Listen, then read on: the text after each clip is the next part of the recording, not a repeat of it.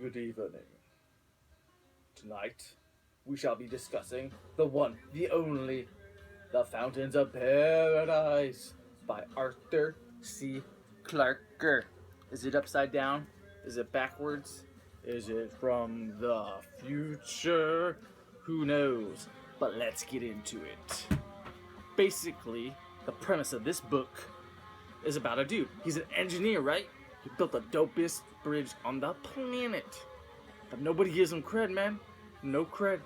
So he's wandering around, man. He's got this idea in his head. How is he going to get that cred? Because he's all about that life, you know?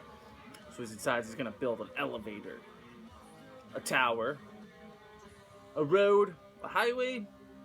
I don't know. It's like a metaphor. He's going to connect space to here using this filament that's like brand new, but it's like super thin, but super strong, right? So he's going to use that to build this dope-ass situation where you go into space and then you fly out, saving on like rocket fuel and the environment and all this other kind of stuff.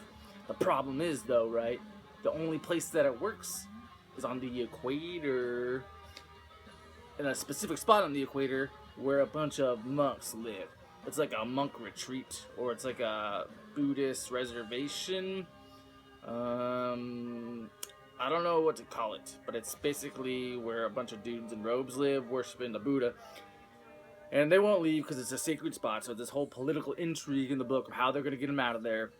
It doesn't work out, so he's like, whatever, dude, I'll dip, I'm going to go do this thing, and I'll do it from Mars, right? But the problem is one of his enemies, right, gets up in there, sabotages the whole thing with the weather. Yeah, I said the weather. Anyways, it's like a hurricane weird device thing that's gonna like blow everything off.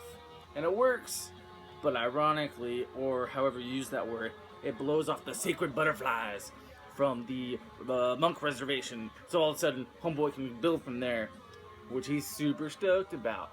Flash forward a few years, there's an issue with the tower. Some dudes up here are trapped and they're running out of oxygen. So old man Morgan, that's the dude's name, takes the spider up to the top. He's able to save him, right? But then, spoiler alert, he dies. Not due to anything other than a heart attack, which is kind of weak. And when he's dying, he realizes that he could have just connected satellites with the filament and created like this wheel structure, which there's an epilogue about, but who reads epilogues? Kooks, that's who. Anyways, this book was kind of hot garbage, if you will. I wasn't a huge fan. Perhaps it's that I don't like British authors, which is strange because I kind of like Neil Gaiman, but he's kind of a slut for covers. It's like every book I ever read, there's a Neil Gaiman quote, and that shit bothers me.